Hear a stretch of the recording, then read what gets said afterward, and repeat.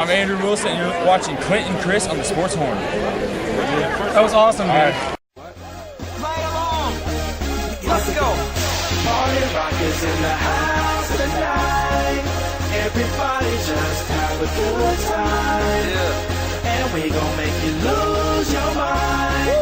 Everybody just have a good time. Party rock is in the house tonight. Oh. Everybody just have a good time. I can feel this And we tonight. gon' make you Please welcome NFL Commissioner Roger Goodell.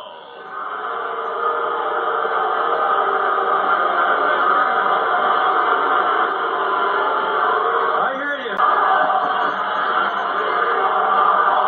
Do what they want. Okay, guys. Hello and welcome to your 2012 NFL Draft Preview. Make sure you're following us on all our social networks, facebook.com/thesportshorn, and on Twitter, at SportshornClinton, at SportshornDorf. Now that that's out of the way, let's get into it. It is time for the NFL Draft this coming Thursday, live from Radio City Music Hall. It's going to be a big one. Here we already have probably our first two picks are on the books. Yeah. We're going to have Andrew Luck and RG3, Yep. and then we will go from there. So it's going to be exciting. Probably the best quarterback duo possibly to come out in quite some time. Yeah, I think so too. And those guys on the the Wonderlic tests, or the tests they take for the draft, they both scored very high, and I think that's impressive. And I think it really says something. I think not enough people gave RG3 enough credit coming in to where he would be the second pick in the draft, folks. That is so huge for Baylor. I'm happy for him. I mean, he's a good kid. I mean, we saw as Missouri fans what he can do, And but anyway, Andrew Luck's going to go to the Colts #1. We've got RG3 going #2. And it's Matt Khalil for sure. He might be the third pick off the bat. We may not have a surprise in the first three whatsoever. That's right. And we don't know. We don't know what direction they're going to end up going there with that third pick. But the thing about it is, we're here to talk about the Chiefs. And we want to get in depth on the Chiefs. Yeah. And we're going to start that out right now. Okay, Clint, first round.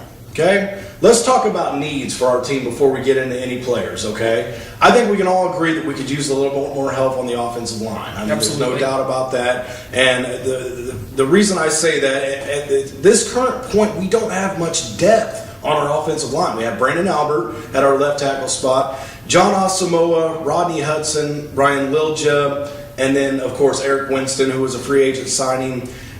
We need more depth on that line, and because you never know who's going to go down in training camp. So, with that being said, we know that's a need. Tell me another need that we need on this football team. Well, let's look at inside linebacker. Maybe a position that isn't a top 15 pick that you usually use in the draft. But the Chiefs have already shown that they've done this with Eric Berry in 2010. Yes. Coming in, we have many good inside linebacking options. Of course, Luke Kuechly from Boston College is #1 on our list for sure. Yeah. Here's a guy that led.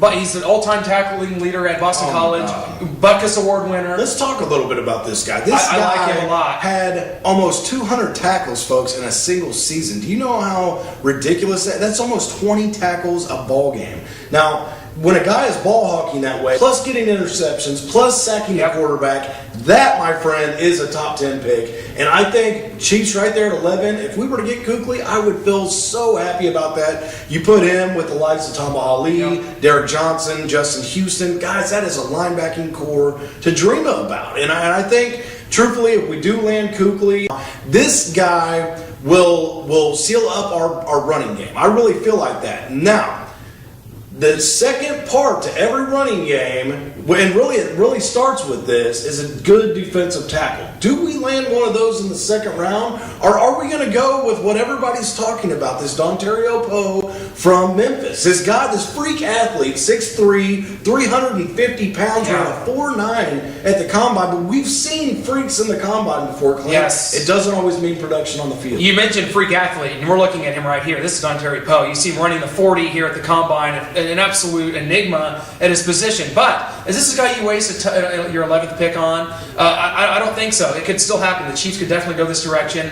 He looks like he could definitely be a fit in the middle of that line, anchoring it up. I don't know how much production you're going to get out of him. He's kind of a workout warrior. We'll see. Could definitely happen. The comparisons are to Vince Wilfork, but to me, to get those kind of comparisons, you have to see it on the field in the NFL. As we've seen with the likes of Tyson Jackson, it takes years to develop guys that aren't ready to play right away. So, in my eyes, Dontario Poe, freak athlete. Could he be a Dan Wilkerson, or will he be a Vince Wilfork?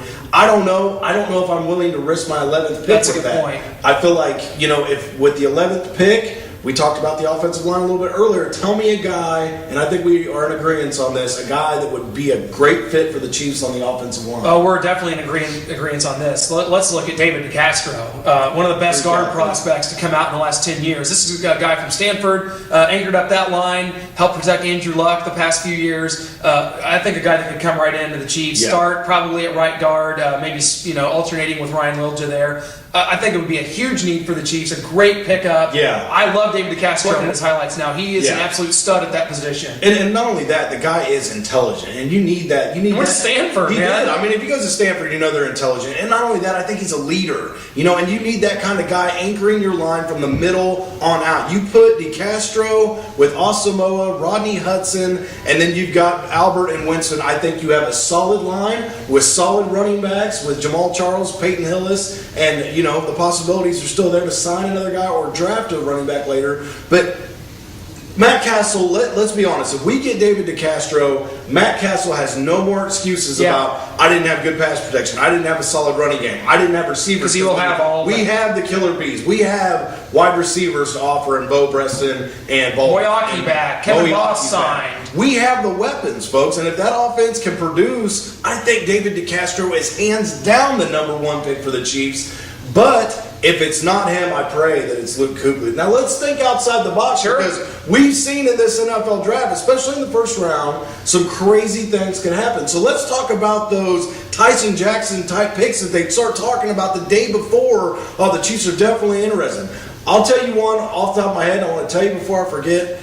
Dre Kirkpatrick out of Alabama. Do you imagine putting him? Now, I realize we got Stanford route, and I know we got Javier Arenas, but I think over time it's proven that if you don't have enough guys in the secondary, if you have injuries, this Dre Kirkpatrick could be a leader along with Brandon Flowers, along with Eric Berry. You would have a shutdown secondary. Oh, absolutely. You're talking about Kendrick Lewis, Eric Berry, bringing in Dre Kirkpatrick, who's a lockdown corner from Alabama. We love him. We love his highlights. Yes. And we think he could definitely be a fit. I don't know that the Chiefs will go this direction. That's just the point. We don't know. We don't. And guess what? One position they keep bringing up, and one guy they keep bringing up, Ryan Tannehill, quarterback from Texas A&M. Does he fall to the Chiefs? I think he may go to the Dolphins earlier, but if he does, do the Chiefs take him? Because Scott Pioli's got to look at it and say, is Ryan Tannehill a better quarterback than Matt Castle is right now? Maybe he is, and if he does think so, he may take Tannehill. Yeah. A year and a half, he did start at A&M. He went to A&M as a quarterback, got switched to receiver, and then got switched back to start a year and a half at A&M.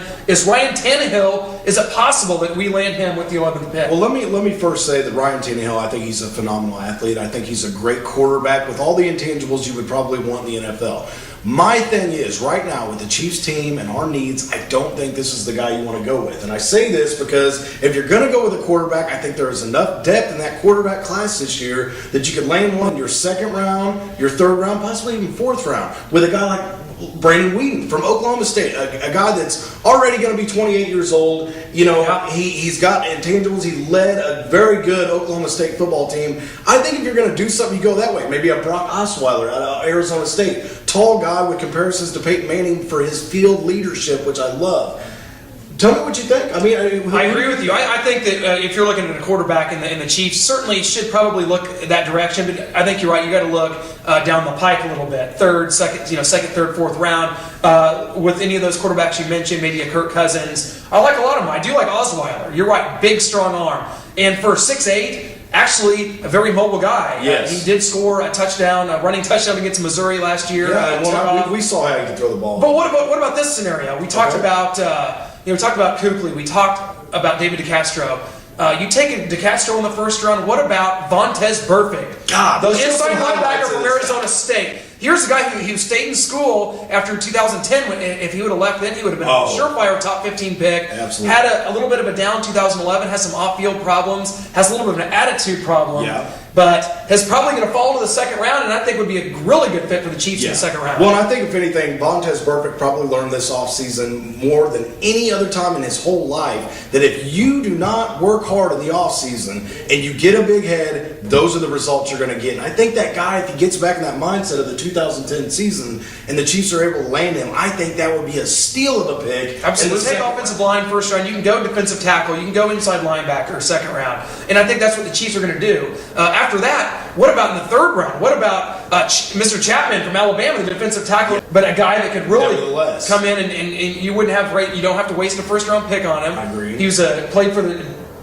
championship defense at Alabama. Well, and another name we keep hearing is a guy from Washington, and we can't pronounce. Tamu? Yeah, it's Tamu, something like that. But this guy, I watched him at the combine. I watched his film. I'll tell you what, he's mobile. He's one of those guys that reminds me a lot of a very successful defensive tackle in the league that plays for the Baltimore Ravens right now, and Haloti Ngata. And I'm going to tell you right now, if the Chiefs select him in the third round, if we're lucky enough that he falls to us in the third round, I would take him. So we've talked about defensive tackle. But one thing we haven't talked about is another position the Chiefs are somewhat thin on, which is defensive end. Michael Brockers from LSU. Yeah. Would we even consider adding another defensive lineman from LSU? Does he fit in as a 3-4 defensive end at all? As long as it's a second round, Clinton. And that was my biggest fear when I seen this guy come out. Is I thought, oh God, the Chiefs see a huge specimen, physical, athletic. Is he going to creep up in the first round? We're going to take him with the 11th pick? No. If he falls to us in the second round, I take him. If you trade back and you get an extra pick in the second or third round, maybe I think about taking him then. Let me throw out a name that we haven't even mentioned yet, and that's Fletcher Cox from Mississippi State. This guy has jumped off the boards in the NFL draft talks, and I think if the Chiefs really want to move up and get somebody, I think maybe that guy could be the guy. Now, what about a position that hasn't been one that we've talked about a lot lately because we've had such depth at it, but what about running back? Yes, and I think that's something we have to look at in the later rounds. And I think when we do look at that, I think I think the Chiefs need to continue the trend. Being as you have a base with Jamal Charles and Peyton Hillis, you have your two main backs, okay? So let's think outside the box a little bit. Kind of like we did with Dexter McCluster. The more hybrid players you have on the field, the more matchup problems it creates for a defense. I think we're all in agreement there. So let's look at fourth round on possibilities for a running back, okay? I've heard names like Ronnie Hillman. We love him. Speedster out of San Diego State. We saw what he did to Missouri. We saw the long runs. We saw that speed. Jeff Demps from Florida. Guy runs a 4.3 flat and probably faster than that. We've seen what some of those Florida Percy Harvin type receivers can do when given the opportunity to put the ball in their hands. I like those guys. I've even heard, now this pick kind of excites me, and it's because guys are kind of, marking him out who would have probably been a first round, second round pick. Ryan Broyles, coming off an injury in Oklahoma, and the all-time leading receiver in the NCAA. My God, and they're not even talking about it. Who would not love to have that guy? He's going to get a chance somewhere, Yeah, you could add him to the Killer Bees. You see what I'm saying? I would just keep on going. I'd be all about it. Now, here's a question. Okay. We've got several Mizzou players coming out this year. Yeah. Now, probably none that are first-round material, but let's talk about some of the players that are going to be coming off the board in the later rounds. Yeah. Dan Hogue, Michael Agnew, guys like that. Where's the value for some of these players? Let me tell you something about Dan Hogue. I think he's one of the most underrated tackles in the entire draft, and that's no doubt about it. When he came to Mizzou, I was so excited because he was one of those guys I thought he was going to go to Nebraska, and he ended up coming there. And he was, to me, I thought he was the line solid. for 3 years, Yes. absolutely. I think any team would be lucky to have him. Michael Agnew, obviously, we know what that guy can do. When given the throws, given the opportunities, if you can snag him in a later round, we've already got our blocking tight ends. I'm sorry. Let's go after another receiving tight end to add to Moeaki with a Michael Agnew. I would love that in the latter rounds. Dominique Hamilton. Any team would be lucky to have a Dominique Hamilton on their football team. I think he will be very successful in the NFL, along with Terrell Rosano. That guy, definitely going to... Does Kenja Jackson have what it takes at safety to at least get into camp somewhere? My God, I think so. I mean, look what he did for our defense. He was a ball hawk. And when I look at some of these draft sites, they don't even have Kenji listed, and I don't get that. He was a leader, and if a team does not give Kenji Jackson a chance to at least come out and try out for your team, I think it's their loss completely. That guy's a leader, and I think he'd be very successful in the NFL. Good point. We'll be looking to see where all of our Mizzou players Definitely. go. I'm very Hoping for excited for all a lot of of them. success for those guys. It's a big time for them, and always like to see them do well Definitely. in the National Football League. Oh, we got Sporting Kansas City. What, 7-0, the best team in MLS, and best probably team. the best professional Yeah. team in Kansas City right now. Very excited. We might try to attend a game and have a little fun with it and check that out with Someone wants to hook that up. the likes of Jackie Hall. Or Jackie, whatnot. Aaron, you guys want to hook that up for us?